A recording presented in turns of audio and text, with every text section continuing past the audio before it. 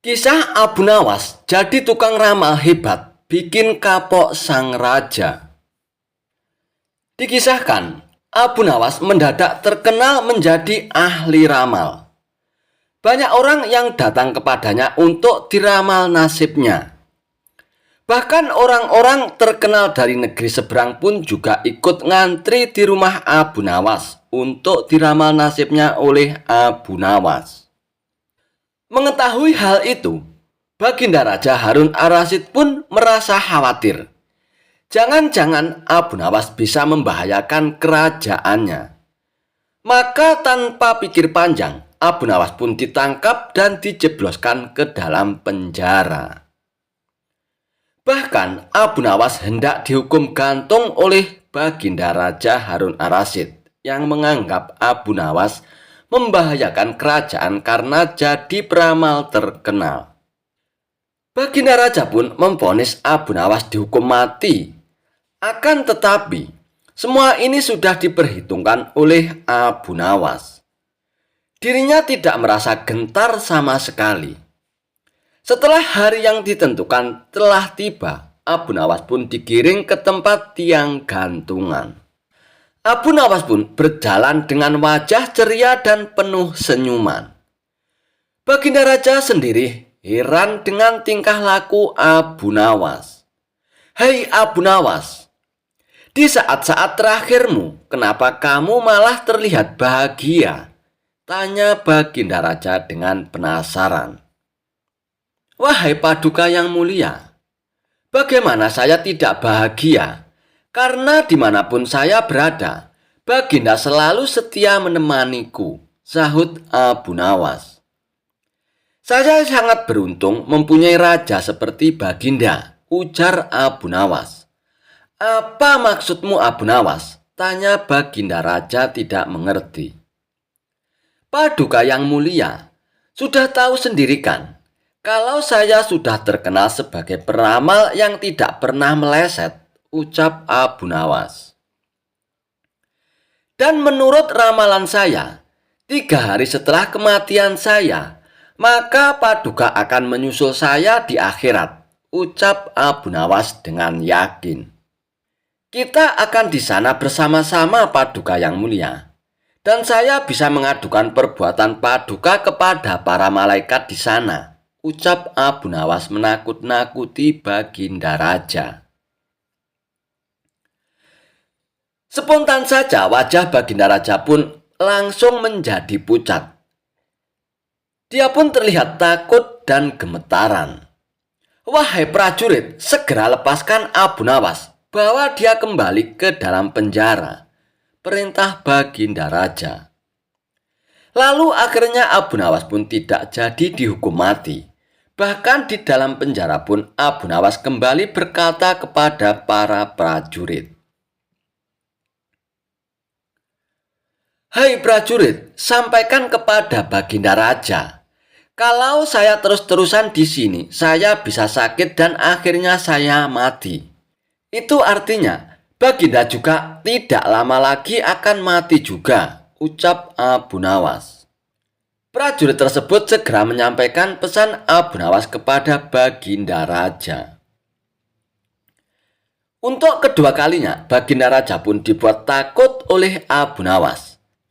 Maka dengan segera, Baginda Raja pun akhirnya membebaskan Abu Nawas. Untuk meyakinkan keselamatan Abu Nawas, Baginda Raja pun menyuruh beberapa prajurit untuk mengawalnya sampai di rumah. Dan setibanya di rumah, Abu Nawas pun kembali berkata kepada para prajurit, "Hai prajurit, kalian tahu sendiri kan, beberapa hari ini aku tidak bekerja. Di rumahku tidak ada hidangan sama sekali. Lalu kami sekeluarga mau makan apa? Saya bisa jatuh sakit nantinya dan meninggal karena ini. Maka sampaikanlah perkataan ini kepada Baginda Raja," ucap Abu Nawas. Walhasil, mendengar laporan dari prajuritnya, Baginda Raja pun kembali dibuat menjadi takut oleh Abu Nawas. Lalu dia pun memerintahkan pengawalnya untuk memenuhi kebutuhan keluarga Abu Nawas. termasuk memberikan hidangan lezat setiap hari ke rumah Abu Nawas. Ahli hukum Islam minta fatwa Abu Nawas. Al-Kisah. Salah seorang ahli fikih resah akan perkara hukum yang dimilikinya. Hingga akhirnya keresahan sang fakih tadi mengarahkannya untuk menemui Abu Nawas. Singkat cerita, bertemulah sang fakih dengan Abu Nawas. Tanpa basa-basi, sang fakih pun mengutarakan keresahannya. Wahai Abu Nawas, aku membutuhkan pertolonganmu. Aku ingin engkau memberikan fatwa kepadaku perihal keresahanku selama ini. Dan semoga engkau mendapatkan balasan dari Allah atas kebaikanmu. Basa-basi sang fakih. Keresahan apa yang engkau hadapi? Katakan saja, ujar Abu Nawas. Wahai Abu Nawas, manakah yang lebih utama? Berjalan di depan iring-iringan jenazah atau di belakangnya? Tanya si ahli fikih kepada Abu Nawas. Wahai ahli fikih, jangan terlalu serius dengan resah perihal urusan remeh-temeh seperti ini, jawab Abu Nawas. Lantas fatwa apa yang bisa kau beri padaku perihal perkara ini, Abu Nawas? Sergah sang ahli fikih penasaran. Abu Nawas pun menjawab, berjalanlah sesukamu. Depan, belakang, kanan, kiri itu sama saja, asal jangan kau naiki keranda jenazahnya. Mendengar jawaban Abu Nawas, keseriusan ahli fikih yang tadinya menyimak uraian Abu Nawas berubah menjadi tawa. Sang ahli fikih pun pergi dengan rasa puas dan tertawa sepanjang perjalanan.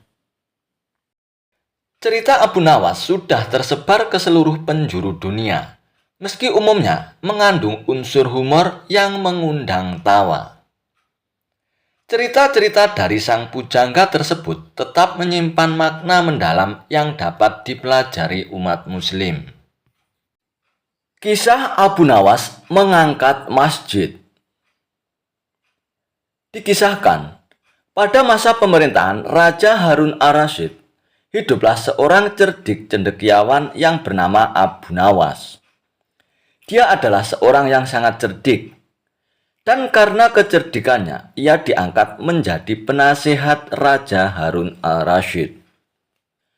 Suatu ketika, Baginda Raja dan penasihatnya ini sedang duduk-duduk di teras masjid sambil berbincang-bincang mengenai rencana Baginda yang akan memperluas bangunan istana.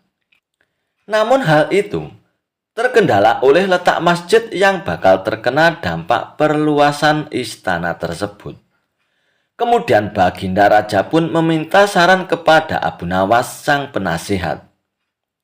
Hai Abu Nawas, bagaimana pendapatmu cara memindahkan masjid ini? Tapi jangan sampai masjid ini rusak karena saya suka akan keindahan masjid ini, kata Baginda Raja. Mendapat pertanyaan begitu, Abu Nawas pun berpikir sejenak. Begini Baginda, bagaimana kalau Raja membuat sayembara? Barang siapa yang bisa memindahkan masjid ini, Raja akan memberikan hadiah yang besar, ujar Abu Nawas dengan saran sebagai penasihat sang Raja. Dan sang Raja pun akhirnya setuju. Baiklah, kalau begitu, segera umumkan kepada rakyat barang siapa yang dapat memindahkan masjid tanpa ada kerusakan sedikit pun. Maka akan aku beri unta sebanyak 50 ekor, kata Baginda Raja. Maka diumumkanlah sayembara Baginda Raja ke masyarakat luas, sehingga gemparlah rakyat atas sayembara Raja tersebut. Banyak rakyat yang mendaftar dengan tim-tim yang bervariasi jumlahnya. Hingga pada hari yang telah ditentukan, maka seluruh rakyat berkumpul di depan masjid yang akan dipindahkan. Wahai rakyatku yang kucintai, aku mengadakan sayembara ini untuk membuat sebuah istana, supaya lebih megah sehingga bangsa lain akan lebih hormat dengan negara kita. Barang siapa yang mampu memindahkan masjid ini, maka saya akan berikan kepadanya 50 ekor unta yang gemuk-gemuk, kata Baginda Raja. Rakyat pun menyambut dengan tepuk tangan hingga akhirnya tibalah saat sayembara dimulai. Namun, dari peserta yang mendaftar ini tidak ada satupun yang sanggup memindahkannya, sehingga Baginda Raja pun menjadi bingung. Kenapa banyak peserta sayembara sejumlah ratusan orang tersebut tidak ada yang mampu mengerjakannya? Di tengah kegundahan Baginda Raja ini, majulah Abu Nawas ke depan Baginda dan seluruh rakyat yang berkumpul. Baginda, izinkanlah hamba yang melaksanakan tugas ini sendirian. Karena para peserta sudah tak ada yang sanggup, ujar Abu Nawas. Sendirian? Tanya Baginda Raja dengan penasaran. Iya Baginda, kata Abu Nawas. Apa kamu sanggup, Abu Nawas? Kata Baginda lagi. Sanggup Baginda, tapi ada syaratnya, jelas Abu Nawas. Apa syaratnya? Pasti kupenuhi, kata Baginda dengan penuh semangat. Benarkah Baginda akan memenuhi syarat saya? Kata Abu Nawas memastikan. Benar, coba katakan. Masjid ini akan saya pikul sendirian, asalkan ada yang mau meletakkannya di atas pundak saya, sang raja. Mendengar perkataan Abu Nawas, raja pun berpikir bagaimana cara meletakkan masjid di atas pundak Abu Nawas. Sedangkan peserta yang ratusan orang saja tidak ada yang sanggup menggeser sedikit pun masjid ini. Kemudian raja pun berkata kepada Abu Nawas, sebenarnya apa maksudmu Abu Nawas? Sebesar itulah beban yang ada di pundak Baginda untuk memakmurkan rakyat Baginda, dibandingkan hanya memikirkan keindahan istana raja yang tak begitu penting. Maka lebih utamakanlah kemakmuran rakyat terlebih dahulu, kata Abu Nawas. Mendengar perkataan Abu Nawas tersebut, maka Baginda Raja Harun Ar-Rasyid pun mengerti maksudnya. Terima kasih karena engkau telah mengingatkanku untuk lebih arif dalam memimpin kerajaan ini, kata Baginda kepada Abu Nawas. Kemudian atas perintah raja diadakanlah pesta untuk rakyat. Semua ditanggung biayanya oleh Baginda Raja. Abu Nawas mengajari keledai membaca. Dengan menggunakan metode pengajaran yang khusus, ternyata Abu Nawas juga bisa menyulap seekor keledai yang dungu menjadi pintar membaca. Meski keledai ini tetap memiliki kekurangan dibandingkan dengan manusia. Ada saja orang yang iri akan kecerdikan Abu Nawas, termasuk para pembesar kerajaan yang ingin menjadi menteri kesayangan raja. Pada suatu hari, seorang menteri kerajaan yang dipimpin oleh Harun Ar-Rasyid tiba-tiba punya pikiran buruk kepada Abu Nawas. Rupanya ia iri hati terhadap perhatian raja yang begitu berlebihan terhadap Abu Nawas daripada dirinya.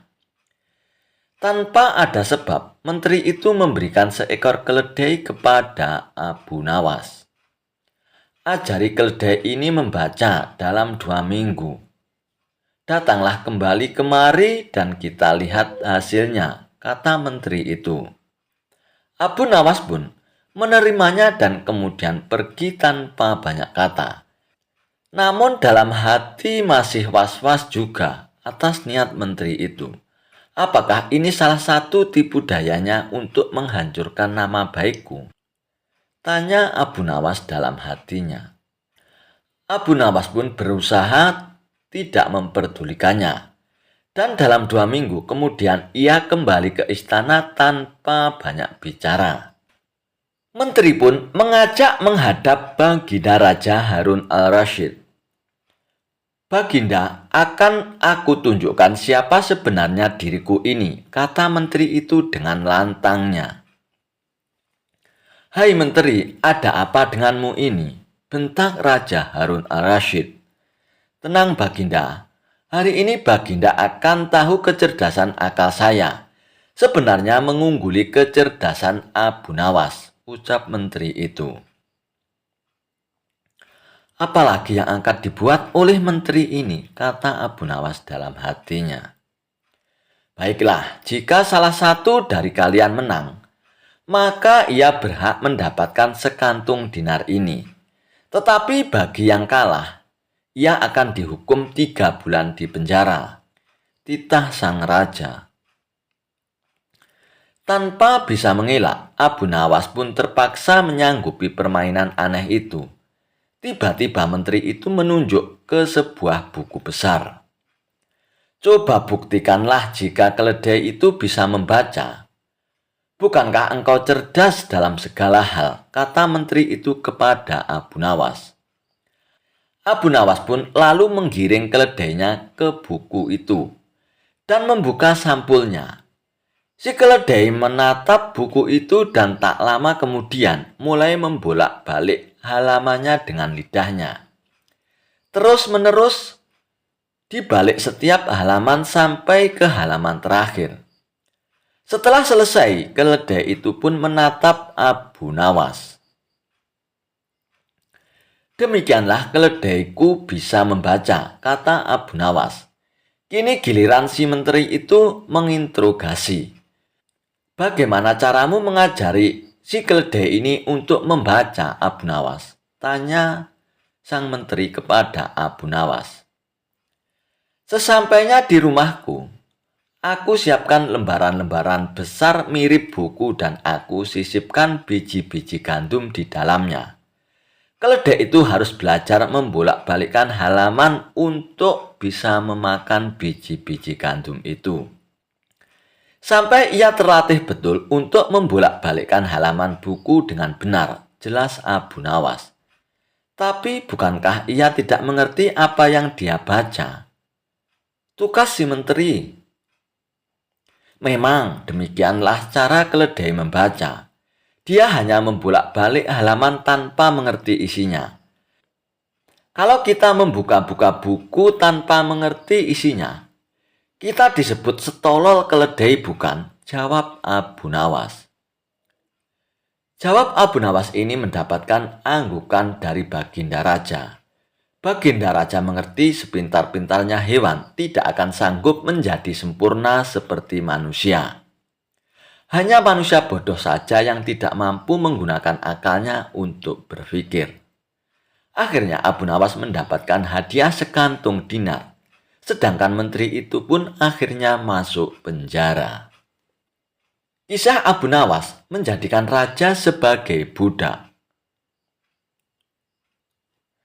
Kadangkala untuk menunjukkan sesuatu kepada sang raja, Abu Nawas tidak bisa hanya sekedar melaporkan secara lisan. Raja harus mengetahuinya dengan mata kepalanya sendiri. Bahwa masih banyak di antara rakyatnya yang hidup sengsara. Ada saja praktek jual beli budak di kalangan masyarakat kerajaan. Dengan tekad bulat, Abu Nawas merencanakan menjual Baginda Raja. Karena menurut Abu Nawas, hanya Baginda Raja yang paling patut untuk dijual. Bukankah selama ini Baginda Raja selalu mempermainkan dirinya dan menyengsarakan pikirannya? Maka sudah sepantasnya lah kalau sekarang giliran Abu Nawas menghadap dan berkata kepada Baginda Raja Harun Ar-Rasyid.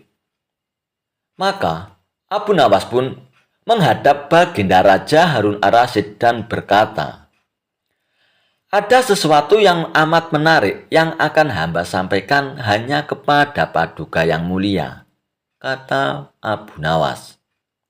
Apa itu wahai Abu Nawas? Tanya Baginda langsung tertarik. Sesuatu yang hamba yakin belum pernah terlintas dalam benak Paduka, kata Abu Nawas meyakinkan. Kalau begitu cepatlah ajak aku ke sana untuk menyaksikannya, kata Baginda Raja tanpa rasa curiga sedikit pun. Tetapi Baginda, kata Abu Nawas sengaja tidak melanjutkan kalimatnya. Tetapi apa Abu Nawas? Tanya Baginda tidak sabar menunggunya. Bila Baginda tidak menyamar sebagai rakyat biasa, maka pasti nanti orang-orang akan banyak yang ikut menyaksikan benda ajaib itu, kata Abu Nawas. Karena begitu besar keingintahuan Baginda Raja, maka beliau bersedia menyamar sebagai rakyat biasa seperti yang diusulkan oleh Abu Nawas. Kemudian Abu Nawas dan Baginda Raja pun berangkat menuju ke sebuah hutan. Setibanya di hutan, Abu Nawas mengajak Baginda Raja mendekati sebuah pohon yang rindang dan memohon Baginda Raja untuk menunggu di bawah pohon tersebut. Sementara itu, Abu Nawas pergi untuk menemui seorang badui yang pekerjaannya menjual budak. Abu Nawas pun mengajak pedagang budak itu untuk membeli calon budak yang akan dijual kepadanya dari jarak yang agak jauh. Abu Nawas beralasan bahwa sebenarnya calon budak itu adalah teman dekatnya. Dan itu Abu Nawas pun tidak tega menjualnya di depan matanya. Setelah pedagang itu memperhatikan dari kejauhan, ia pun merasa cocok. Dan Abu Nawas pun membuat surat kuasa yang menyatakan bahwa pedagang budak sekarang mempunyai hak penuh atas diri orang yang sedang duduk di bawah pohon rindang itu. Abu Nawas lantas pergi begitu saja setelah menerima beberapa keping uang emas dari pedagang budak badui tersebut. Baginda Raja pun masih menunggu Abu Nawas ketika pedagang budak menghampirinya. Ia belum tahu mengapa Abu Nawas belum juga menampakkan batang hidungnya. Baginda merasa heran mengapa ada orang lain di situ. "Siapa engkau?" tanya Baginda Raja kepada pedagang budak tersebut. "Aku adalah tuanmu sekarang," kata pedagang budak itu dengan kasarnya. Tentu saja pedagang budak itu tidak mengenali Baginda Raja Harun Ar-Rasyid. Dalam pakaian yang amat sederhana. "Apa maksud perkataanmu tadi?" tanya Baginda Raja dengan wajah merah padam. "Abu Nawas telah menjual engkau kepadaku, dan inilah surat kuasa yang baru dibuatnya," kata pedagang budak dengan kasar. "Abu Nawas menjual diriku kepadamu?" tanya Baginda makin murka. "Ya," bentak pedagang budak tersebut. "Tahukah engkau siapa aku ini sebenarnya?" tanya Baginda dengan geram. "Tidak, itu tidak perlu," kata pedagang budak dengan seenaknya. Lalu ia pun menyeret budak barunya ke belakang rumah. Baginda Raja Harun Ar-Rasyid pun diberi parang dan diperintahkan untuk membelah kayu. Dan begitu banyak tumpukan kayu di belakang rumah badui itu, sehingga memandangnya saja, Baginda Raja Harun Ar-Rasyid sudah merasa ngeri, apalagi harus mengerjakannya. "Ayo kerjakanlah," bentak badui itu. Baginda Raja Harun Ar-Rasyid pun mencoba memegang kayu dan mencoba membelahnya. Namun, si badui itu melihat cara Sultan Harun Ar-Rasyid memegang parang merasa aneh. "Kau ini bagaimana? Bagian parang yang tumpul kau arahkan ke kayu. Sungguh bodoh sekali," seru badui itu dengan marahnya. Sultan Harun Ar-Rasyid pun mencoba membalik parang hingga bagian yang tajam terarah ke arah kayu. Ia mencoba membelah, namun tetap saja pekerjaannya terasa aneh dan kaku. Oh, beginikah derita orang-orang miskin mencari sesuap nasi? Haruskah bekerja keras lebih dahulu? Wah, lama-lama aku tak tahan juga, gumam Sultan Harun Ar-Rasyid dalam hatinya.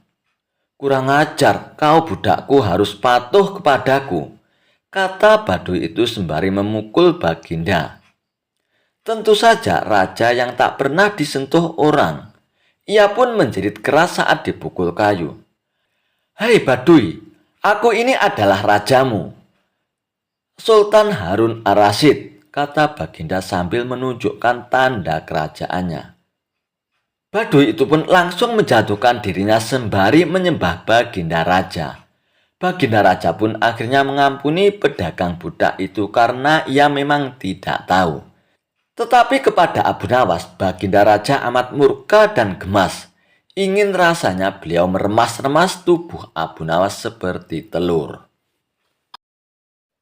Kisah Abu Nawas mengalahkan seorang mafia tanah. Dikisahkan, Abu Nawas memandangi tamannya yang sudah lama terbengkalai. Saat Abu Nawas sedang bersenang-senang di dalam taman, tiba-tiba ada seseorang yang tak dikenal masuk. "Hei, ngapain kau masuk ke kebunku?" ujar lelaki tersebut kepada Abu Nawas. Dan lelaki tersebut diduga adalah seorang mafia tanah. Abu Nawas pun kaget dan ia pun langsung membantahnya. "Apa? Ini kebun milikku, tahu? Kau jangan mengaku-ngaku ya," ucap Abu Nawas. Akan tetapi, si mafia tanah itu pun sangat kukuh dengan pendiriannya. Ia mengatakan bahwa kebun tersebut adalah miliknya. Begitu juga dengan Abu Nawas. Keributan pun tak bisa dihindari. Keduanya sama-sama tidak mau mengalah. Dikarenakan pada zaman itu tidak ada yang namanya sertifikat tanah. Jadi Abu Nawas pun tak mempunyai bukti yang kuat atas kepemilikan kebun tersebut. Tak ada jalan lain lagi bagi Abu Nawas kecuali melaporkan kepada Baginda Raja. "Ayo kita adukan masalah ini kepada Baginda Raja saja," ucap Abu Nawas. Tantangan tersebut tidak membuat si tuan tanah pun mundur. Ia pun tetap meladeni permintaan Abu Nawas. Lalu keduanya pun pergi ke istana untuk menghadap Baginda Raja. Abu Nawas pun mengadu, "Wahai Paduka yang mulia, hamba mempunyai kebun di suatu daerah. Akan tetapi tiba-tiba ia mengaku bahwa kebun itu adalah miliknya," kata Abu Nawas. "Ini masalah rumit, Abu Nawas. Supaya masalahnya bisa diputuskan secara adil, maka mesti ditangani hakim yang bijaksana," ujar Baginda Raja angkat tangan dengan masalah tersebut. "Saya setuju, Baginda Raja," balas Abu Nawas. "Tapi yang menjadi persoalannya adalah siapa yang bisa menjadi hakimnya. Sebab ini bukan perkara mudah. Biasanya kalau ada urusan ruwet seperti ini, Abu Nawaslah solusinya. Tapi kini justru Abu Nawas sendiri yang mempunyai perkara. Jadi harus dicari hakim yang selevel dengan Abu Nawas untuk menangani kasus tersebut." Baginda Raja pun akhirnya mendapatkan hakim yang paling baik reputasinya di kota Baghdad. Hakim ini terkenal cerdas dan berwibawa. Orang-orang yang perkaranya ditanganinya selalu puas dengan hasil keputusannya.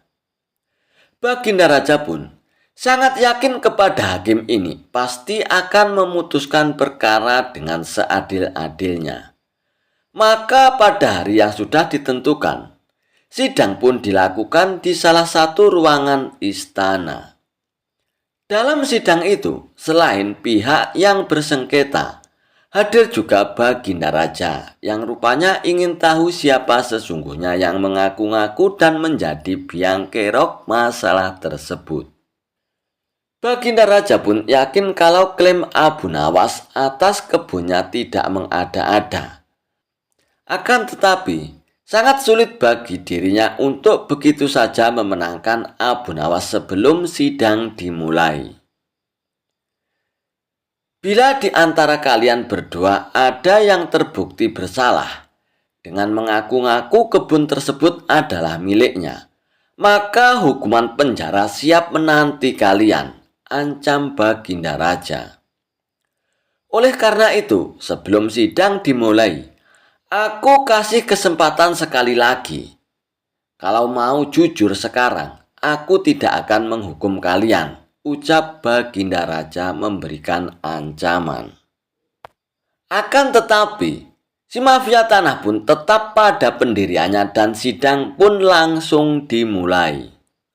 Untuk menguji kebenaran atas pengakuan kebun itu, maka sang hakim pun bertanya kepada kedua belah pihak yang bersengketa. Pada kesempatan pertama, hakim pun bertanya kepada mafia tanah, "Berapa jumlah pohon di dalam kebunmu?" Tanya hakim kepada mafia tanah. Si tuan tanah pun tampak kebingungan, bahkan cenderung panik. Sedangkan Abu Nawas terlihat lebih tenang. Padahal dia sendiri tidak tahu jumlah pohon yang ada di kebunnya. Karena tak pernah menghitungnya, lagi pula siapa yang sudi menghitung pohon di kebun. Setelah terdiam agak lama, hakim pun kembali berkata kepada si tuan tanah, "Bagaimana mungkin Anda mengaku kebun tersebut milik Anda, sementara tidak mengetahui jumlah pohon yang ada di kebunmu?" Si tuan tanah pun hanya menunduk dalam-dalam. Ia tampak grogi berat dan tidak bisa berkata-kata. Melihat tuan tanah ini, hakim dan Baginda Raja pun makin yakin kalau si tuan tanahlah yang berbohong. Kemudian, giliran Abu Nawas yang diberi pertanyaan oleh sang hakim. "Hei Abu Nawas, berapa jumlah pohon yang ada di kebunmu?" Tanya hakim kepada Abu Nawas.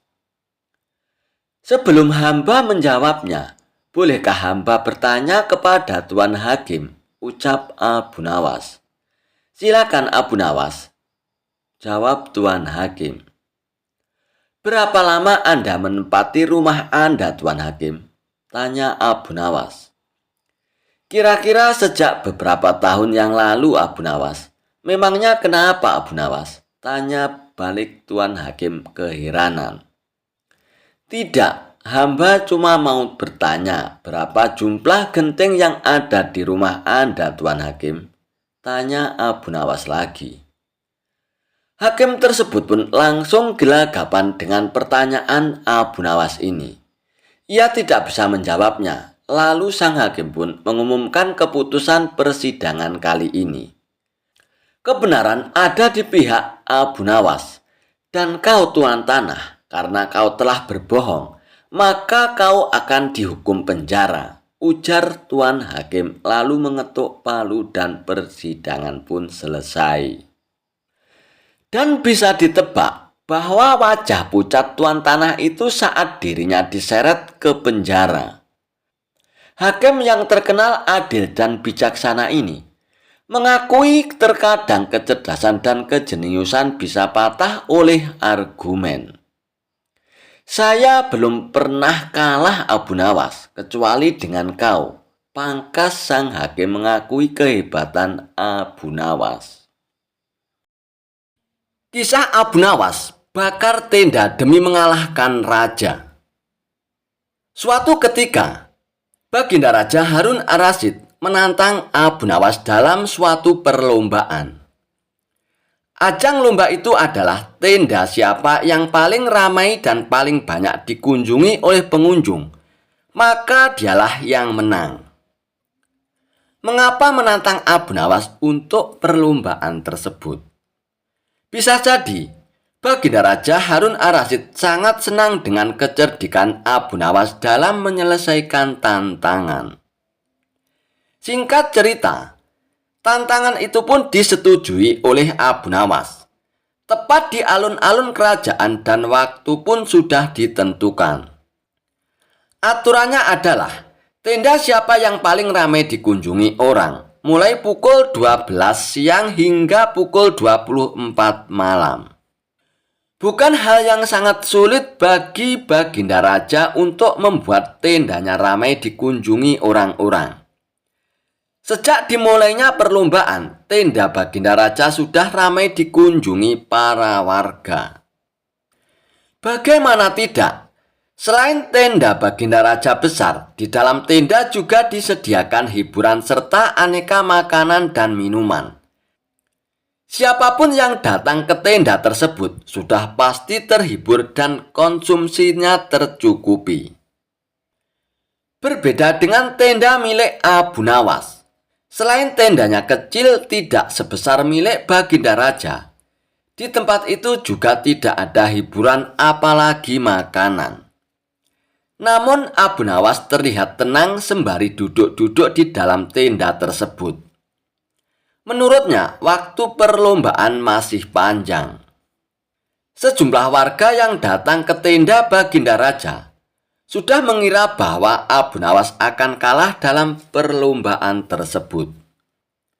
Terlebih lagi, semakin malam jumlah warga yang mendatangi tenda Baginda Raja semakin banyak dan semakin banyak. Abu Nawas pun masih terlihat duduk-duduk santai dan tenang. Nyaris tidak ada upaya apapun agar tendanya ramai dikunjungi warga.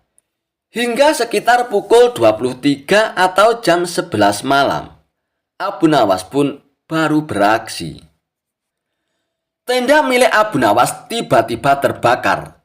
Apinya membakar tenda tersebut menjulang ke angkasa. Kontan saja, warga yang hadir di tenda Baginda Raja pun berteriak, "Tenda Abu Nawas terbakar! Tenda Abu Nawas terbakar!" teriak para warga. Warga yang penasaran semburat keluar dari tenda Baginda Raja. Ada yang penasaran dan datang melihat hingga ada yang membawa air untuk memadamkan api. Tak ketinggalan, Baginda Raja pun ikut mendatangi tenda Abu Nawas. Nah, pas pukul 12 malam, semua orang yang ada di tenda Baginda Raja pun berpindah ke lokasi tenda Abu Nawas yang kebakaran. Tak ketinggalan, Baginda Raja pun datang ke lokasi. "Wahai Paduka Raja, lihat, semua orang termasuk Anda pun datang ke tenda saya. Tepat pukul 12 malam, ujar Abu Nawas sembari tersenyum penuh kemenangan. Rupanya kebakaran itu disengaja oleh Abu Nawas untuk menarik perhatian orang-orang yang ada di tenda Baginda Raja. Termasuk Baginda Raja pun terkecoh untuk datang ke tenda Abu Nawas. Lalu Baginda Raja pun beranjak pergi. Ia pun merasa kalah. Ia merasa kesal. Ia merasa bahwa ia telah dikerjai oleh Abu Nawas. Kehebatan Abu Nawas menangkap matahari hingga mendapatkan hadiah emas batangan dari Baginda Raja. Dikisahkan, saat itu cuaca sangat panas karena teriknya matahari. Para penduduk Baghdad merasa panasnya matahari saat itu melebihi dari teriknya matahari sebelumnya. Baginda Raja Harun ar-Rasyid pun memanggil Abu Nawas untuk datang ke istana. Baginda Raja meminta Abu Nawas untuk menyelesaikan masalah suhu panas yang sedang tinggi tersebut. "Wahai Abu Nawas, beberapa hari ini saya banyak pengaduan dari rakyatku Abu Nawas. Mereka mengeluhkan dengan panasnya terik matahari. Katanya panasnya kali ini tidak seperti biasanya. Hal inilah yang membuat mereka tak kuat berlama-lama bekerja di ladang Abu Nawas," tutur Baginda Raja. "Lalu menurut Paduka sendiri apa solusinya?"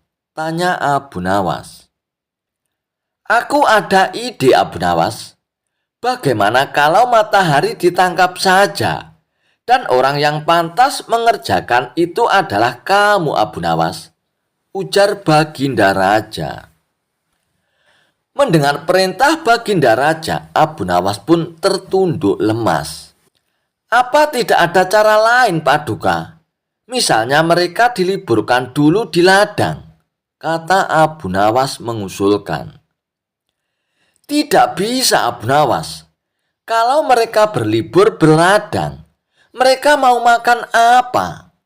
Jalan satu-satunya adalah matahari harus ditangkap Abu Nawas," jawab Baginda Raja. Abu Nawas pun hanya terdiam. Mana mungkin matahari bisa ditangkap? Dan itu adalah pekerjaan yang mustahil, ujar Abu Nawas dalam hatinya. Abu Nawas, sekarang kamu pulanglah.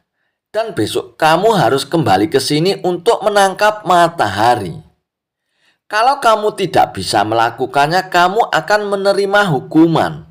Dan jika kamu dapat melakukannya, kamu akan mendapatkan hadiah emas batangan dariku, Abu Nawas, ucap Baginda Raja. Lalu Abu Nawas pun pulang ke rumahnya.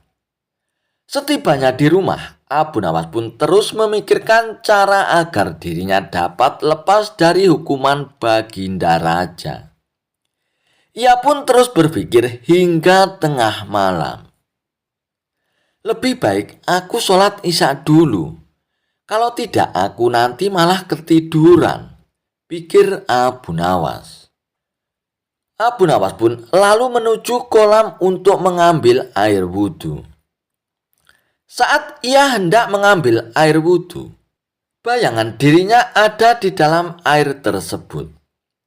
Dan dari situlah akhirnya Abu Nawas pun mendapatkan ide yang cemerlang untuk menjalankan perintah Baginda Raja. Dan keesokan harinya, dengan wajah ceria, Abu Nawas pun pergi ke istana menghadap Baginda Raja. Abu Nawas, apakah kamu sudah siap untuk menangkap matahari? Tanya Baginda Raja. Saya sudah siap, Paduka yang mulia. Tapi saya minta disediakan peralatan untuk menangkapnya, jawab Abu Nawas. Apa yang kau butuhkan, Abu Nawas? Katakan saja, nanti prajurit akan menyiapkannya, jawab Baginda Raja. Saya minta ember yang berisi air dan juga kantong besar yang tidak bocor, Paduka, pinta Abu Nawas. Setelah peralatan dipersiapkan, Abu Nawas pun mengajak salah satu menteri ke tengah lapangan. Wahai menteri, kamu lihatkan matahari itu, kata Abu Nawas sambil menunjuk bayangan matahari yang berada di dalam ember yang berisi air tersebut. Sekarang aku akan memasukkan ke dalam kantong ini, ucap Abu Nawas sambil memasukkan air yang berada di dalam ember tersebut. Kemudian menteri itu pun menghadap Baginda Raja untuk melaporkan kebenaran pekerjaan yang sudah dilakukan oleh Abu Nawas. Sang raja pun tentu belum percaya sebab panas matahari masih terasa menyengat. Baiklah menteri, sekarang perintahkan pada Abu Nawas untuk membungkus matahari itu dan membawakan kepadaku, kata Baginda Raja kepada menterinya. Abu Nawas pun lalu menghampiri Baginda Raja Harun ar-Rasyid dengan membawa kantong berisi air tersebut. Paduka yang mulia, mataharinya sudah aku tangkap dan sudah aku bungkus dalam kantong ini, tutur Abu Nawas. Coba kamu lihat keluar, Abu Nawas. Mataharinya masih ada dan aku juga masih merasakan panasnya, ucap Baginda Raja. Benar, Paduka yang mulia, tapi sesungguhnya itu matahari kedua, timpal Abu Nawas. Yang benar saja kamu, Abu Nawas. Apa maksudmu? Matahari di dunia ini hanya ada satu, sahut Baginda Raja. Paduka yang mulia, memang benar.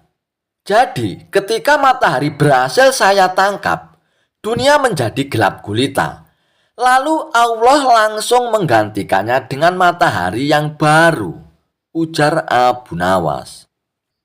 Baginda Raja pun kemudian memastikan isi kantong besar tersebut berisi matahari atau bukan. Ia pun membuka kantong tersebut dan ternyata isinya hanya air. Abu Nawas, mana mataharinya? Kamu jangan mengada-ada dan mengerjai saya, Abu Nawas, ucap Baginda Raja. Wahai Paduka yang mulia, Membukanya jangan di dalam ruangan, karena matahari paling tidak suka dengan ruangan tertutup. Pasti dia tidak akan menampakkan dirinya, Paduka, jawab Abu Nawas untuk beralasan. Maksudmu bagaimana, Abu Nawas? Tanya Baginda Raja. Matahari hanya mau menampakkan dirinya kalau dia melihat ada saudaranya di atas, Paduka, ujar Abu Nawas. Lalu Abu Nawas pun mengajak Baginda Raja ke tengah lapangan dengan membawa kantong yang berisi air tersebut. Nah, saya buka kantongnya, Baginda. Tuh kan, ada mataharinya, tutur Abu Nawas sambil menunjukkannya kepada Baginda Raja. Melihat hal itu, Baginda Raja pun hanya bisa geleng-geleng kepala dan mengakui kecerdikan Abu Nawas. Dan akhirnya, ia pun memberikan hadiah emas batangan kepada Abu Nawas. Kisah Abu Nawas, kado maut dari Baginda Raja. Ada kisah menarik dari Abu Nawas ketika dirinya di awal-awal menjadi orang kepercayaan Baginda Raja Harun ar-Rasyid. Sebagai orang baru di istana, ia pun tak bisa berbuat banyak dan lebih sering mengalah kepada siapapun yang berusaha mengganggunya. Diceritakan, awal pekerjaan Abu Nawas adalah menjadi penjual minyak wangi yang setiap harinya berkeliling pasar untuk menjajakan dagangannya. Abu Nawas terkenal di tengah masyarakat sebagai penjual minyak wangi yang lucu. Ia sering membuat lelucon yang membuat orang-orang merasa terhibur, terutama kepada para pelanggannya. Ia pun banyak disukai orang karena pelayanannya yang baik dan juga kebaikan akhlak dan ketulusan hatinya. Suatu hari, Baginda Raja Harun ar-Rasyid pun mendengar kabar ketenaran Abu Nawas. Dan kebetulan, ia juga membutuhkan seseorang yang menemaninya untuk menghibur dirinya di sela-sela waktu sibuknya. Maka Baginda Raja pun memerintahkan pengawal pribadinya untuk mengundang Abu Nawas datang ke istana. Hai pengawal, coba kau cari orang yang bernama Abu Nawas dan bawa ke sini menghadapku, titah Baginda Raja. Maka dengan sigap, pergilah pengawal itu untuk mencari Abu Nawas di pasar. Dan singkat cerita, Abu Nawas pun dibawa datang menghadap Baginda Raja. Hei, kamu yang bernama Abu Nawas ya? Tanya Baginda Raja. Ampun Paduka yang mulia. Betul, memang hamba yang bernama Abu Nawas. Mulai hari ini dan seterusnya, kamu gak usah jualan keliling di pasar lagi, Abu Nawas. Kamu akan bekerja di istanaku, memberikan minuman untuk para tamuku. Dan setelah itu, kamu duduk di sampingku dan menceritakan leluconmu, Abu Nawas, titah Baginda Raja. Siap Paduka yang mulia, jawab Abu Nawas dengan hati yang berbunga-bunga. Maka pulanglah Abu Nawas dan ia pun menceritakan kabar gembira ini kepada istrinya, bahwa ia akan menjadi pelayan istana. Dan keesokan harinya, Abu Nawas pun pergi ke istana dengan menggunakan pakaian terbaiknya. Ia memasuki ruangan istana yang telah dipenuhi oleh para tamu sang raja. Abu Nawas pun memulai pekerjaannya membagikan minuman untuk para tamu sang raja. Setelah itu, ia pun duduk di samping Baginda Raja untuk menceritakan kisah-kisah leluconnya. Semua tamu undangan pun tertawa terbahak-bahak mendengar cerita Abu Nawas. Dan Baginda Raja pun menjadi sangat terhibur. Dan ketika menjelang sore setelah menerima upah, maka Abu Nawas pun pulang ke rumahnya. Begitulah keadaan Abu Nawas untuk beberapa waktu yang cukup lama. Sampai suatu hari, sang pengawal pribadi Baginda Raja pun merasa cemburu akan kedekatan Abu Nawas dengan Baginda Raja. Seperti biasanya, setelah Abu Nawas menjalankan tugasnya sebagai pelayan istana, maka pulanglah ia ke rumahnya. Dan ternyata pengawal tersebut mengikuti Abu Nawas. Kemudian ia pun berkata, "Hei Abu Nawas, aku ini kan pengawal pribadi Baginda Raja. Sudah lama aku hafal betul dengan semua sikap Baginda Raja. Dan tadi waktu kamu berbicara dengan Baginda Raja, aku melihat ada gelagat Baginda Raja yang aneh Abu Nawas. Sepertinya Baginda Raja sangat terganggu dengan bau mulutmu Abu Nawas." Mendengar itu, Abu Nawas pun sangat terkejut karena selama ini ia merasa tidak punya bau mulut. Tapi sebagai orang baru di istana, ia pun menerimanya. Dan kemudian ia pun bertanya, "Oh begitu ya Tuan, lalu apa yang harus aku lakukan agar Baginda Raja tidak terganggu dengan bau mulutku Tuan?" tanya Abu Nawas.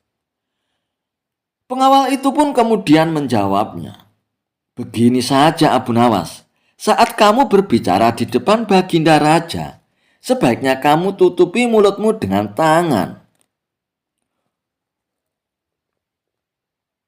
"Oh begitu ya Tuan, baiklah," jawab Abu Nawas. Ketika pagi telah tiba, matahari mulai menampakkan sinarnya. Maka pergilah Abu Nawas ke istana sebagaimana kebiasaannya. Ia pun memberikan minuman kepada para tamu Baginda Raja. Kemudian ia pun duduk di samping Baginda Raja. Dan Abu Nawas pun melanjutkan tugasnya, yaitu bercerita kisah-kisah yang lucu. Namun kali ini Abu Nawas bercerita sambil menutupi mulutnya dengan tangan. Melihat hal itu, Baginda Raja pun menjadi tersinggung. Dan begitu pula dengan para tamunya.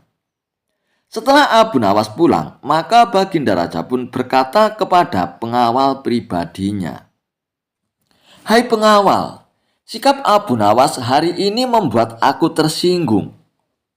Kenapa ia bercerita sambil menutupi mulutnya dengan tangan?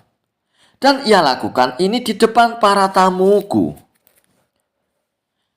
Si pengawal pribadi Baginda Raja pun membalas dengan memprovokasinya, "Maaf Paduka, sebenarnya saya tahu kenapa Abu Nawas berbicara dengan menutup mulutnya. Tapi saya takut jika sampai memberitahu Baginda, nanti Paduka akan memenggal kepala saya." Baginda Raja pun kemudian berkata, "Katakanlah yang sesungguhnya pengawal, aku jamin keamananmu." Lalu pengawal itu pun kembali berkata, "Siap Paduka." Katanya Abu Nawas sangat terganggu dengan bau mulut Paduka, ucap pengawal itu. Mendengar itu, Baginda Raja pun menjadi murka. "Kurang ajar Abu Nawas, ia berani menghinaku." Dan keesokan harinya, seperti biasa, Abu Nawas pun datang ke istana untuk melakukan tugasnya.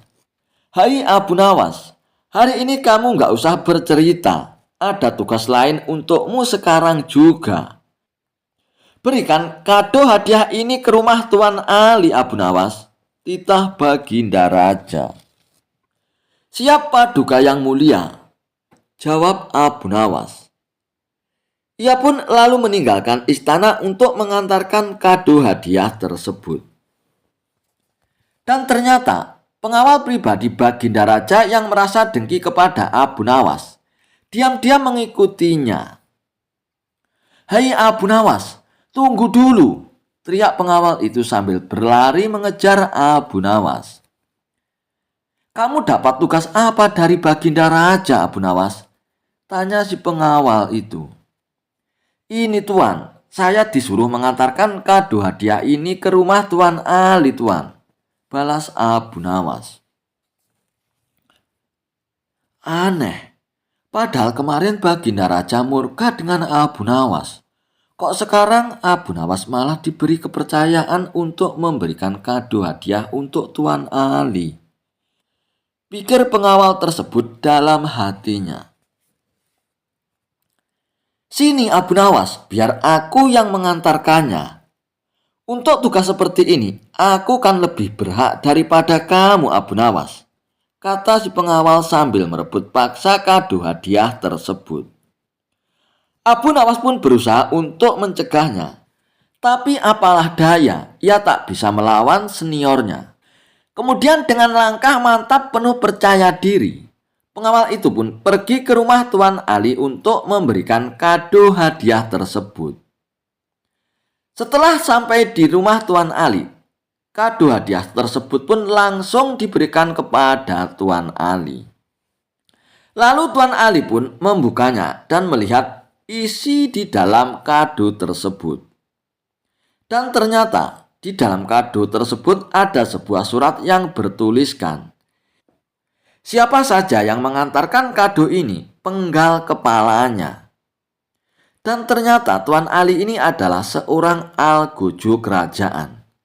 Maka tanpa basa-basi, ditangkaplah pengawal tersebut dan dipenggalah kepalanya. Hari berikutnya, Abu Nawas pun pergi ke istana untuk melaksanakan tugasnya. Baginda Raja pun merasa kaget melihat Abu Nawas masih hidup. "Hai Abu Nawas, aku ingin bertanya kepadamu," kata Baginda Raja. "Siapa duka yang mulia?" jawab Abu Nawas. "Kenapa kamu kemarin bercerita sambil menutupi mulutmu dengan tangan?" tanya Baginda Raja. "Ampun Paduka yang mulia," kata pengawal pribadi Paduka. "Paduka sangat terganggu dengan bau mulut hamba. Dan hamba disarankan untuk menutupi mulut hamba dengan tangan saat hamba berbicara di depan Paduka," ujar Abu Nawas. Mendengar itu, Baginda Raja pun kebingungan dengan pengakuan Abu Nawas yang berbeda dengan apa yang diceritakan pengawal pribadinya. Dan Baginda Raja pun sangat murka kepada pengawal pribadinya karena kebohongannya yang dibuat-buat. Kemudian Baginda Raja pun kembali bertanya kepada Abu Nawas. "Oh begitu ya Abu Nawas. Terus bagaimana dengan kado hadiah untuk Tuan Ali kemarin?" "Ampun Paduka yang mulia, kado itu direbut paksa oleh pengawal pribadi Paduka. Katanya ia lebih pantas dan berhak mendapatkan tugas itu Paduka," jawab Abu Nawas. Mendengar itu, Baginda Raja pun tersenyum sambil berkata, "Ya memang benar Abu Nawas. Dia sangat berhak daripada kamu. Ya sudah, sekarang kamu lakukan tugasmu seperti biasanya," ujar Baginda. Kisah Abu Nawas, obat sulit tidur untuk Raja Harun Ar-Rasyid. Suatu malam, Raja Harun Ar-Rasyid kesulitan untuk tidur. Malam sudah semakin larut dan Raja belum juga merasakan kantuk. Raja kemudian memanggil salah satu pengawal istana. Raja pun berkata, "Umumkan kepada seluruh rakyat, barang siapa yang bisa membuat raja tertidur akan diberikan 10 koin emas." Pengawal istana pun kemudian bergegas memberikan isyarat kepada bawahannya agar bergerak cepat untuk mengumumkan titah sang raja kepada rakyat. Setelah itu, datanglah 2 orang yang kebetulan pada malam itu juga kesulitan untuk tidur. Mendengar penjelasan dari pengawal istana, mereka berminat untuk mengikuti sayembara itu. Namun kedua peserta tersebut pun gagal membuat raja bisa tertidur. Cerita yang dibawakan 2 peserta tersebut justru malah membuat raja semakin sulit untuk tertidur. Hingga sampailah Abu Nawas yang menawarkan diri untuk mengikuti sayembara. Setelah dipersilakan, Abu Nawas pun mulai bercerita. Baginda, dahulu ada seekor raja semut yang kurang kerjaan. Ia masuk ke kuping sebelah kanan seseorang yang sedang tidur. Keluar lagi, masuk lagi. Keluar lagi, kemudian masuk lagi. Kemudian masuk ke kuping kiri. Keluar lagi, masuk lagi, keluar lagi, masuk lagi. Raja kesal mendengar kisah yang dituturkan oleh Abu Nawas. Menurut sang raja, cerita Abu Nawas tidak menarik dan membuat raja merasa bosan. Sehingga ia pun menguap dan memiringkan tubuhnya membelakangi Abu Nawas. Perlahan raja pun menutup matanya dan mulai tertidur. Pagi harinya, Abu Nawas masuk lagi ke istana dengan mengendarai kereta. 10 karung diangkat ke dalam kereta satu persatu. Penjaga pintu istana geleng-geleng kepala ketika kereta itu keluar dari gerbang. Abu Nawas tertidur pulas di atas tumpukan karung emas dengan suara mendengkur yang keras. Kisah Abu Nawas membangun istana di awan. Abu Nawas belum kembali.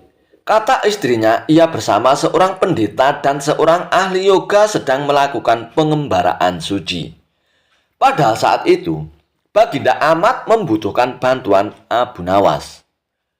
Beberapa hari terakhir ini, Baginda merencanakan membangun istana di awang-awang karena sebagian dari raja-raja negeri bersahabat telah membangun bangunan-bangunan yang luar biasa. Baginda tidak ingin menunggu Abu Nawas lebih lama lagi. Beliau mengutus beberapa orang kepercayaannya untuk mencari Abu Nawas. Mereka tidak berhasil menemukan Abu Nawas karena Abu Nawas ternyata sudah berada di rumah ketika mereka baru berangkat. Abu Nawas pun menghadap Baginda Raja Harun Ar-Rasyid. Baginda pun amat riang. Saking gembiranya, beliau mengajak Abu Nawas bergurau. Setelah saling tukar-menukar cerita-cerita yang lucu, lalu Baginda mulai mengutarakan rencananya. Aku sangat ingin membangun istana di awang-awang, agar aku lebih terkenal di antara raja-raja yang lain. Adakah kemungkinan keinginanku itu terwujud, Abu Nawas? Tanya Baginda Raja kepada Abu Nawas. Tidak ada yang tidak mungkin dilakukan di dunia ini, Paduka. Kata Abu Nawas berusaha mengikuti arahan pembicaraan Baginda Raja. Kalau menurutmu hal itu tidak mustahil diwujudkan, maka aku serahkan sepenuhnya tugas ini kepadamu, kata Baginda puas. Abu Nawas pun terperanjat. Ia menyesal telah mengatakan kemungkinan mewujudkan istana di awang-awang. Tetapi nasi telah menjadi bubur. Kata-kata yang telah terlanjur didengar oleh Baginda tidak mungkin ditarik kembali. Baginda pun memberi waktu Abu Nawas beberapa minggu. Dan rasanya tak ada yang lebih berat lagi bagi Abu Nawas kecuali tugas yang diembannya. Jangankan membangun istana di langit, membangun sebuah gubuk kecil pun sudah merupakan hal yang mustahil dikerjakan. Hanya Tuhan sajalah yang mampu untuk melakukannya, gumam Abu Nawas dalam hatinya. Hari-hari berlalu seperti biasa, tak ada yang dikerjakan oleh Abu Nawas, kecuali memikirkan bagaimana membuat Baginda Raja yakin kalau yang dibangun itu benar-benar istana di langit. Seluruh ingatannya dikerahkan dan dihubung-hubungkan. Abu Nawas bahkan berusaha menjangkau masa kanak-kanaknya. Sampai ia teringat bahwa dulu ia pernah bermain layang-layang. Dan inilah yang membuat Abu Nawas girang. Abu Nawas tidak menyia-nyiakan waktu lagi. Ia bersama beberapa kawannya merancang layang-layang raksasa terbentuk persegi 4. Dan setelah selesai, baru Abu Nawas melukis pintu-pintu serta jendela-jendela dan ornamen-ornamen lainnya. Ketika semuanya telah selesai, Abu Nawas dan kawan-kawannya menerbangkan layang-layang raksasa itu dari suatu tempat yang dirahasiakan. Begitu layang-layang raksasa terbentuk, istana itu mengapung di angkasa. Penduduk negeri gempar, Baginda Raja girang bukan kepalang. Benarkah Abu Nawas berhasil membangun istana di langit? Dengan tidak sabar, beliau didampingi beberapa orang pengawal bergegas menemui Abu Nawas. Dan Abu Nawas pun berkata dengan bangga, "Paduka yang mulia, istana pesanan Paduka telah rampung," kata Abu Nawas merendah. "Engkau benar-benar hebat, Abu Nawas," kata Baginda memuji Abu Nawas. "Terima kasih Baginda yang mulia," kata Abu Nawas. "Lalu bagaimana caranya aku ke istana?" tanya Baginda Raja. "Dengan tambang Paduka yang mulia," kata Abu Nawas dengan tenangnya. "Kalau begitu, siapkan tambang itu sekarang. Aku ingin segera melihat istanaku dari dekat," kata Baginda tak sabar lagi. "Hamba Paduka yang mulia, hamba kemarin lupa memasang tambang itu sehingga seorang kawan hamba tertinggal di sana dan tidak bisa turun," kata Abu Nawas mulai berkelit. "Bagaimana dengan engkau sendiri, Abu Nawas? Dengan apa engkau turun ke bumi?" tanya Baginda Raja. "Dengan menggunakan sayap Paduka yang mulia," kata Abu Nawas dengan bangga. "Kalau begitu buatkan aku sayap supaya aku bisa terbang ke sana," kata Baginda Raja.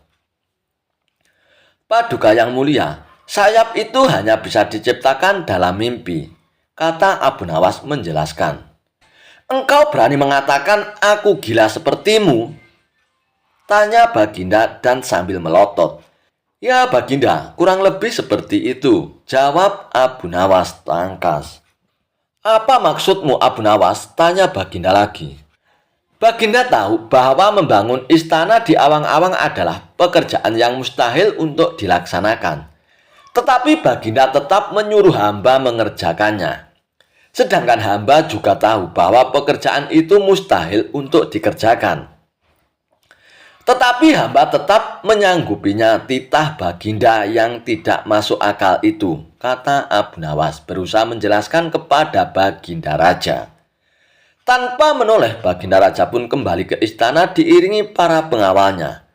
Abu Nawas berdiri sendirian sambil memandang ke atas melihat istana terapung di awang-awang. Kisah Abu Nawas mengetahui warna angin bikin semua orang bengong. Dikisahkan, di tempat tinggal Abu Nawas ada seorang gubernur baru yang ditunjuk oleh Baginda Raja. Namun, sayangnya pemimpin di daerah itu diduga menyalahgunakan jabatannya. Ia memerintahkan para prajuritnya untuk menangkap sejumlah sastrawan yang dianggap pintar. Usai beberapa sastrawan cerdas itu ditangkap, mereka dihadapkan kepada gubernur yang baru tersebut. Satu persatu di antara mereka ditanya oleh sang gubernur. "Menurutmu, aku ini gubernur yang adil atau zalim?"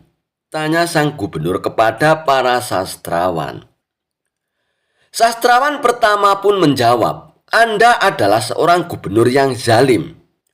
Mendengar jawaban itu, sang gubernur pun terperanjat. "Apa alasanmu?" tanya balik sang gubernur.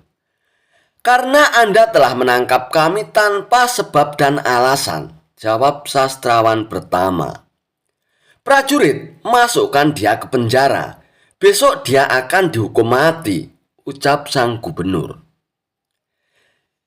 Sastrawan berikutnya dipanggil dan diberi pertanyaan yang sama.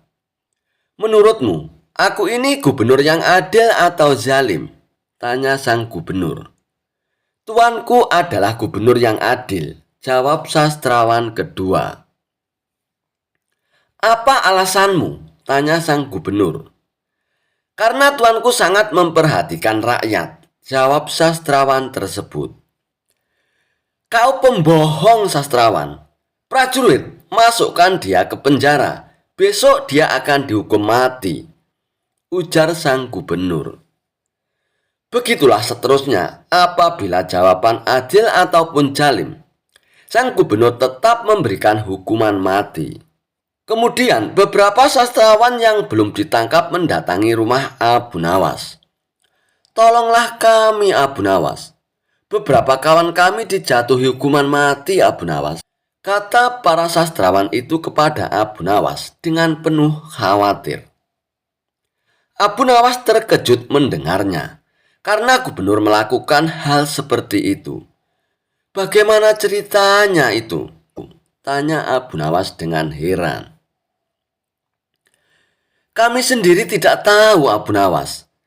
Tanpa sebab, gubernur yang baru itu menangkap para sastrawan di kota ini, lalu mereka ditanya satu persatu, apakah dia gubernur yang adil atau zalim. Bila jawabnya zalim, maka akan dihukum mati. Dan jika jawabnya adil, juga tetap dihukum mati," kata mereka menjelaskan kepada Abu Nawas. "Kalau begitu, pasti gubernur sakit, dia tidak waras," ucap Abu Nawas. "Itulah kenapa kami ke sini, Abu Nawas. Kami mendatangimu agar kau menyelamatkan kawan-kawan kami, Abu Nawas. Sebab rencananya besok mereka akan dihukum mati," tutur para sastrawan itu. "Baiklah, kalau begitu aku akan ke istana gubernur. Sekarang juga kalian pulanglah," ucap Abu Nawas. Lalu Abu Nawas pun pergi menghadap sang gubernur. Sesampainya di istana, Abu Nawas pun langsung menghadap gubernur. Melihat kehadiran Abu Nawas, gubernur langsung emosi. "Hai, ngapain kau datang ke istanaku?" tanya sang gubernur. "Aku mendengar kabar Anda menyuruh beberapa prajurit menangkap para sastrawan pintar di kota ini. Tapi kenapa aku tidak ditangkap? Aku sangat tersinggung," jawab Abu Nawas.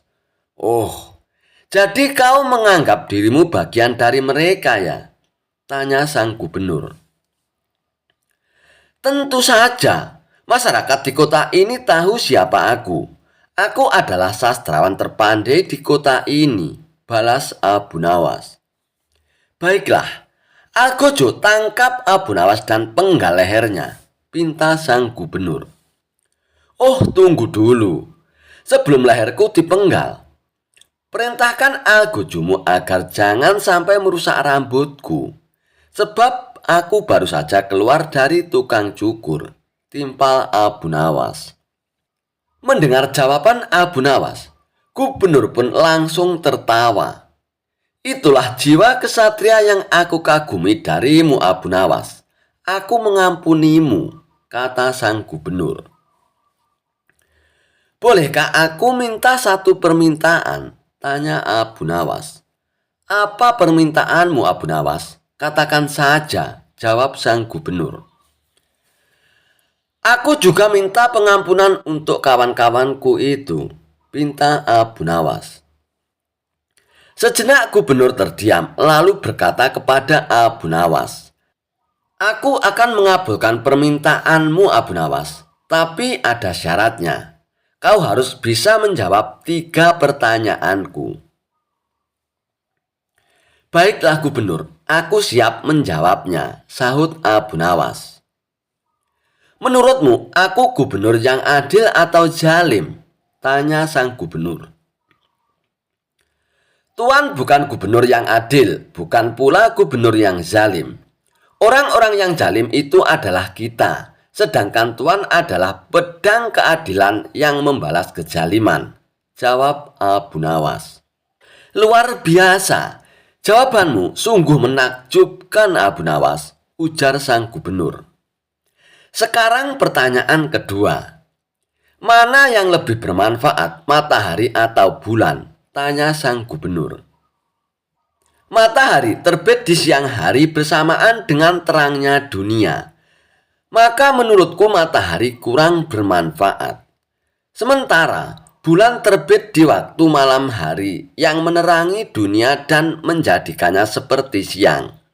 Maka menurutku manfaat bulan lebih besar," jawab Abu Nawas. Gubernur pun tertawa dengan jawaban Abu Nawas. Memang nyeleneh, tapi masuk akal. Baiklah Abu Nawas, sekarang pertanyaan terakhir. Menurutmu, warna angin itu apa Abu Nawas? Tanya sang gubernur. Warna angin itu merah sang gubernur, jawab Abu Nawas dengan enteng. Lalu apa alasanmu Abu Nawas? Tanya sang gubernur. Kalau kita masuk angin, lalu badan kita dikeroki, pasti akan muncul warna merah di badan kita. Itu menunjukkan kalau angin sedang keluar. Berarti warna angin adalah merah, jawab Abu Nawas menerangkan. Untuk kedua kalinya gubernur dibuat tertawa terpingkal-pingkal oleh Abu Nawas. Kamu memang cerdik Abu Nawas. Ternyata apa yang dikatakan Baginda Raja tentangmu memang benar Abu Nawas, tutur sang gubernur. Abu Nawas spontan kaget mendengar nama Baginda Raja disebut sang gubernur. Maksud Tuan bagaimana? Tanya Abu Nawas dengan penasaran. Sebelum aku ditugaskan kemari, Baginda Raja memberitahu kalau di kota ini banyak sastrawan pintar. Dan di antara sastrawan yang paling cerdik adalah engkau Abu Nawas. Aku berniat memanggil mereka untuk kuberi hadiah. Tapi sebelumnya, aku ingin mengerjaimu dulu. Ternyata kau malah datang untuk membantu mereka. Dan ini adalah suatu kesempatan bagiku untuk menguji kecerdasanmu Abu Nawas, ucap sang gubernur. Jadi hukuman mati yang Tuan berikan hanya pura-pura ya? Tanya Abu Nawas dengan kaget. Benar Abu Nawas, aku hanya ingin mengerjai mereka sebelum memberikan hadiah, jawab sang gubernur. Abu Nawas pun terdiam sejenak. Kurang ajar, ternyata aku masuk perangkapnya.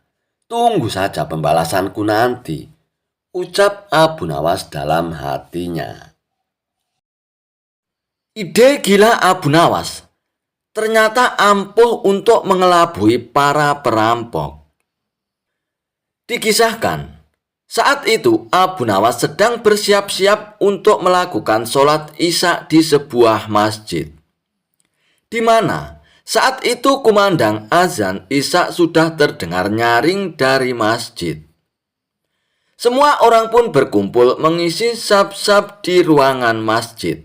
Tak terkecuali juga Abu Nawas. Ia pun bergegas mencari posisi tepat di belakang imam. Usai melaksanakan sholat Isya, Abu Nawas tidak langsung pulang. Ia menghabiskan waktu untuk berzikir. Setelah selesai melakukan zikir, ternyata hari sudah menunjukkan waktu malam. Abu Nawas pun segera pulang. Seperti biasa, dia harus melewati kuburan untuk mencapai rumahnya. Suasana di sekitar pemakaman begitu sepi dan cukup gelap. Saat Abu Nawas sedang berjalan, sekelompok perampok pun lewat yang kebetulan berjalan ke arah yang sama dengan Abu Nawas. Para perampok tersebut bertubuh kekar dan besar, dan masing-masing membawa senjata pedang. Melihat hal tersebut, Abu Nawas pun merasa ketakutan. Lalu Abu Nawas pun berpikir, jangan biarkan para perampok tersebut melihatku. Bisa jadi nanti mereka akan membunuhku. Aku harus mencari cara agar bisa bersembunyi, pikir Abu Nawas dalam hatinya. Namun langkah Abu Nawas tiba-tiba melambat dan gemetar. Tentu saja rasa takut telah menguasai diri Abu Nawas. Tiba-tiba mata Abu Nawas pun tertuju pada kuburan yang baru digali. Yah, ini tempat yang aman untuk bersembunyi, kata Abu Nawas. Lalu ia pun segera melompat ke arah kuburan dan menyembunyikan dirinya di sana. Namun apa yang diharapkan tidak sesuai dengan kenyataan. Salah seorang perampok pun melihat apa yang dilakukan Abu Nawas. Hai teman, Sepertinya aku melihat seseorang melompat ke tanah itu. Perampok itu memberitahu kepada teman-temannya. Mereka pun penasaran, lalu mereka pun mendekati lubang tanah tersebut. Saat mereka mendekat, mereka pun melihat ke dalam lubang tempat persembunyian Abu Nawas. Kepala Abu Nawas pun tampak mencuat dari kubur. Hal ini tentu saja membuat para perampok pun kaget dan terkejut. Melihat ada sosok kepala seseorang yang muncul. "Hai, siapa kamu?" tanya dari salah satu para perampok itu. Abu Nawas pun tampak gelisah sambil menelan ludah. Perlahan, dia mendongak untuk berbicara kepada para perampok itu. "Aku adalah mayat yang baru saja dikuburkan di sini," jawab Abu Nawas gemetaran. "Apa kalian para malaikat yang menanyai mayat di kuburan ini? Mengapa jumlah kalian begitu banyak?" tanya Abu Nawas. Mendengar pertanyaan Abu Nawas, mereka pun mengerutkan keningnya dan saling berpandangan. "Apakah mayat bangun di tengah malam seperti ini?" tanya mereka lagi kepada Abu Nawas. "Tentu saja," jawab Abu Nawas. "Untuk apa mereka bangun?" tanya mereka kembali. "Untuk mencari udara segar," jawab Abu Nawas. "Mengapa orang mati membutuhkan udara segar?" Mereka pun bertanya dengan takjub. "Ah iya, kamu benar, aku yang salah," jawab Abu Nawas. Abu Nawas pun kemudian kembali menurunkan badannya seperti posisi mayat saat dikuburkan. Dengan ide inilah Abu Nawas akhirnya dapat menghindari ancaman para perampok. Jawaban cerdas Abu Nawas ketika ditanya, "Allah sedang apa sekarang?" Dikisahkan, suatu hari banyak tamu yang berkumpul di istana Baginda Raja Harun ar-Rasyid. Ternyata tamu tersebut adalah para ulama.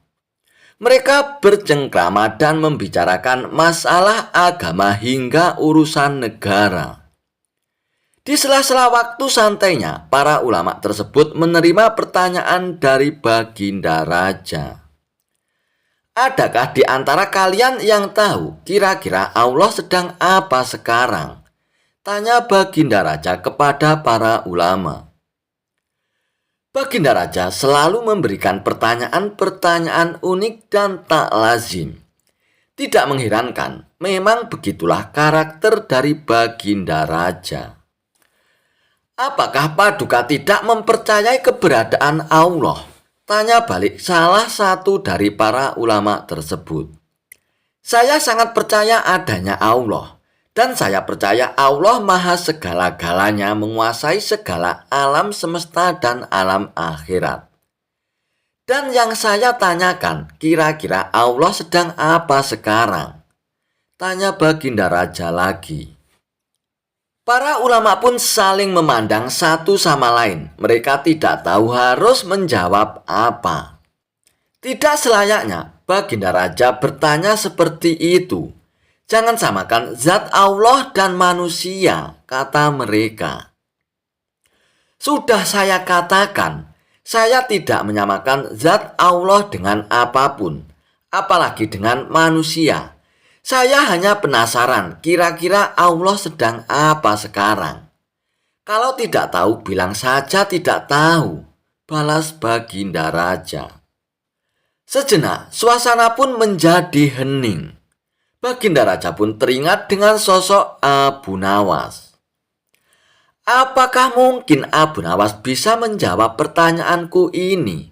ujar Baginda Raja dalam hatinya. Lalu Baginda Raja pun menyuruh para pengawalnya untuk segera menjemput Abu Nawas. Bergegaslah beberapa pengawal pergi menuju tempat tinggal Abu Nawas. Tetapi saat itu Abu Nawas sedang tidak berada di rumah. Dan menurut istrinya, dia sedang berada di warung. Para pengawal itu pun langsung bergegas menuju warung tempat Abu Nawas nongkrong bersama kawan-kawannya. "Wahai Abu Nawas, kamu dipanggil Baginda Raja untuk menghadap sekarang," ujar salah satu pengawal. Dengan pakaian seadanya, Abu Nawas pun bergegas ke istana bersama dengan beberapa pengawal istana. Saat tiba di istana, terlihat beberapa ulama sedang berkumpul. Baginda Raja tampak duduk berwibawa di atas singgasananya. Setibanya di istana, Baginda Raja pun langsung memanggil Abu Nawas. "Wahai Abu Nawas, kemarilah," titah Baginda Raja. Abu Nawas pun segera menuju ke depan setelah menyapa para ulama. Belum sempat Abu Nawas untuk duduk dengan sempurna. Tanpa basa-basi, Baginda Raja bertanya kepada Abu Nawas. "Wahai Abu Nawas, saya mau menguji kecerdasanmu. Apakah kamu bisa menjawabnya atau tidak?" "Para ulama di sini tidak ada yang bisa menjawab pertanyaanku, Abu Nawas," ujar Baginda Raja kepada Abu Nawas. "Wahai Paduka yang mulia, beliau-beliau ini adalah ulama yang berilmu agama tinggi, sedangkan hamba hanyalah orang biasa. Tidak pantas rasanya kalau saya menjawab pertanyaan Paduka yang mulia," sahut Abu Nawas. "Namun, jika berkenan, pertanyaan seperti apakah yang Paduka tanyakan?" sambung Abu Nawas. "Tadi saya bertanya kepada para ulama di sini, kira-kira Allah sedang apa sekarang? Tapi tidak ada satupun yang bisa menjawabnya, Abu Nawas. Apakah kamu tahu Allah sedang apa sekarang?" tanya Baginda Raja dengan penasaran. Sejenak Abu Nawas pun terdiam mendengar pertanyaan yang dilontarkan oleh Baginda Raja. "Saya bisa menjawabnya, Paduka, tapi ada syaratnya," ujar Abu Nawas. Dengan sedikit terkejut, Baginda Raja pun menjawab, "Apa syaratnya, Abu Nawas?" "Syaratnya adalah saya harus duduk di singgasana Baginda Raja, dan Baginda Raja harus duduk di bawah bersama para ulama," jawab Abu Nawas. Baginda Raja pun menuruti permintaan Abu Nawas karena penasaran, meskipun agak heran dengan permintaan tersebut. Setelah menduduki singgasana Baginda Raja, Abu Nawas pun berkata dengan lantang, "Kalau Baginda Raja ingin tahu Allah sedang apa sekarang, saksikanlah Allah sedang mengangkat Abu Nawas jadi raja dan Harun ar-Rasyid jadi rakyat biasa." Mendengar jawaban Abu Nawas, Baginda Raja pun tertawa dan diiringi oleh para ulama yang sedang duduk di samping Baginda Raja. Dan jawaban Abu Nawas itu memiliki makna bahwa apa yang dilakukannya merupakan kehendak Allah Subhanahu wa Ta'ala. "Pintar sekali kamu, Abu Nawas. Kamu malah memanfaatkan pertanyaan ini untuk bisa duduk di atas singgasanaku. Tapi memang yang kamu katakan itu benar. Maka aku pun tidak bisa marah kepadamu, Abu Nawas," ujar Baginda Raja. Dan Baginda Raja pun terpana dengan kecerdasan Abu Nawas dan akhirnya memberikan hadiah kepada Abu Nawas. Kisah Abu Nawas dan dua sahabatnya tentang puasa. Ada berbagai macam cerita lucu Abu Nawas yang sering diceritakan ulang. Salah satunya adalah tentang puasa. Seperti dalam kisah kocak lainnya tentang sang pujangga ini, ada saja akal cerdik yang dilakukan oleh Abu Nawas. Alkisah, pada suatu siang di bulan Ramadan, rumah Abu Nawas dikunjungi oleh kedua sahabatnya. Layaknya umat Islam lainnya, ia juga berpuasa. Namun tidak begitu dengan kedua temannya. Kedua sahabatnya ini datang ke rumah sang pujangga dengan tujuan untuk bersekongkol mengerjai Abu Nawas. "Assalamualaikum," ucap kedua sahabatnya nyaris bersamaan. "Waalaikumsalam," jawab Abu Nawas. "Abu Nawas, mengapa kamu di rumah saja?" tanya temannya itu. "Ayo kita ngabuburit." Tanpa berpikir panjang, Abu Nawas pun mengiyakan ajakan temannya itu untuk mengisi waktu sembari menunggu berbuka puasa. Namun siapa sangka kedua temannya itu justru mengajaknya pergi ke sebuah tempat makan. Karena kebaikan hatinya, Abu Nawas pun tidak protes. Ia ikut saja masuk ke dalam tempat makan tersebut. Meskipun begitu, karena tengah berpuasa, Abu Nawas pun bertekad tidak akan ikut makan. Namun untungnya, kedua temannya itu membeli makanan untuk dibawa pulang, bukan untuk dimakan di tempat. Rupanya, kedua temanku ini sangat menghormatiku. Aku kan sedang berpuasa. Meskipun tidak berpuasa, namun mereka tidak langsung makan di tempat, melainkan membawa makanan itu pulang, pikir Abu Nawas. Setelah selesai membeli makanan, mereka bertiga pun menuju ke rumah salah seorang sahabatnya. Kebetulan saja ketika sampai di sana, azan maghrib pun baru saja berkumandang. "Wah, alhamdulillah ini sudah waktunya berbuka puasa," ucap Abu Nawas. "Batalkan saja dulu puasamu dengan minum," ucap salah seorang temannya. Abu Nawas pun segera minum, kemudian menunggu ditawari makan bersama. "Jangan lupa salat dulu," ucap temannya. "Nanti kamu ketinggalan jatah waktu maghrib loh." "Benar juga," jawab Abu Nawas. Lalu Abu Nawas pun mengambil air wudhu dan menjalankan ibadah sholat maghrib. Seusai sholat maghrib, ia pun kembali menemui kedua sahabatnya sambil berpikiran, "Kali ini akhirnya aku bisa makan juga."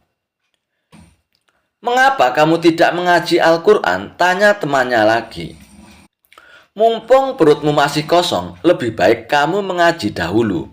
Takutnya nanti kalau sudah kenyang kamu jadi mengantuk," ucap sahabatnya. Lama-kelamaan, Abu Nawas pun merasa jengkel. Ia merasa kalau kedua sahabatnya itu sedang mengerjainya. Meskipun begitu, Abu Nawas pun tetap menurut dan mengaji Al-Quran. Apakah setelah mengaji akhirnya Abu Nawas bisa makan? Tentu saja tidak. "Abu Nawas, sekarang mari kita lomba tidur," ucap salah satu temannya. "Esok pagi, yang memiliki mimpi paling indah akan bisa makan makanan ini." Bukannya mengajak makan, temannya itu justru mengajak lomba tidur. Tentu saja saat itu Abu Nawas pun benar-benar sadar kalau ia sedang dikerjai teman-temannya. Namun meskipun begitu, Abu Nawas pun tidak marah. Ia pun tetap menyanggupi perlombaan yang tidak masuk akal itu. Ia dan kedua sahabatnya tidur malam itu juga. Keesokan harinya, setelah bangun tidur, mereka pun kembali berkumpul untuk membicarakan mimpi yang mereka dapatkan semalaman.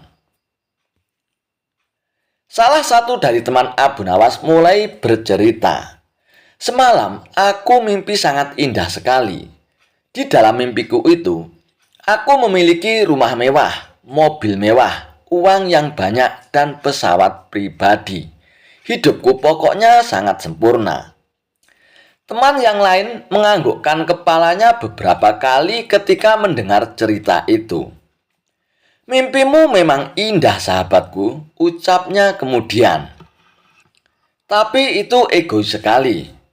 Kalau aku semalaman justru bermimpi kalau negeriku ini tidak punya hutang. Infrastrukturnya berkembang dengan baik. Jalan-jalannya mulus, pelabuhan selalu lancar, ongkos transportasi murah, dan semua rakyatnya begitu sejahtera hingga aku tak bisa menemukan orang yang menerima zakat. Mendengar cerita tentang mimpi tersebut, salah satu sahabat sampai terkagum-kagum. "Mimpimu memang luar biasa sekali, sahabatku," ucapnya. "Bagaimana denganmu, Abu Nawas? Apakah mimpimu lebih luar biasa dari kita? Coba ceritakanlah kepada kami."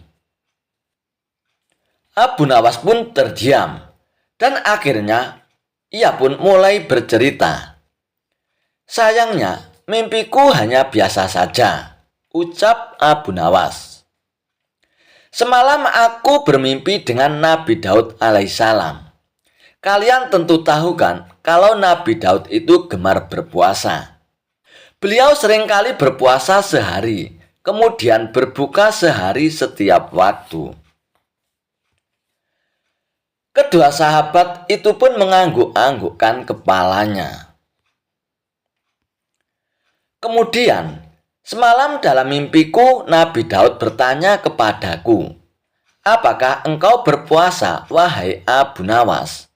Tentu saja aku langsung menjawabnya, 'Ya.' Kemudian beliau bertanya lagi, 'Sudahkah engkau berbuka puasa, wahai Abu Nawas?' Dan aku hanya bisa menjawab, 'Belum.' Kemudian Nabi Daud alaihissalam menyuruhku segera berbuka puasa. Dan saat itu juga aku langsung bangun tidur dan mengambil makanan yang sudah kalian belikan kemarin sore." Kontan saja kedua sahabat itu pun hanya bisa saling berpandangan. Dan salah satu dari mereka pun kemudian mengecek makanan yang mereka simpan di dalam lemari. Dan benar saja, semua makanan yang mereka simpan kemarin ini telah raib. Berarti semalam Abu Nawas sungguh-sungguh makan makanan itu. Kedua sahabat itu pun langsung menyesali perbuatan mereka kemarin. Siapa sangka, rupanya mereka telah kalah cerdik dari akal Abu Nawas. Berniat mengerjai justru akhirnya ganti dikerjai.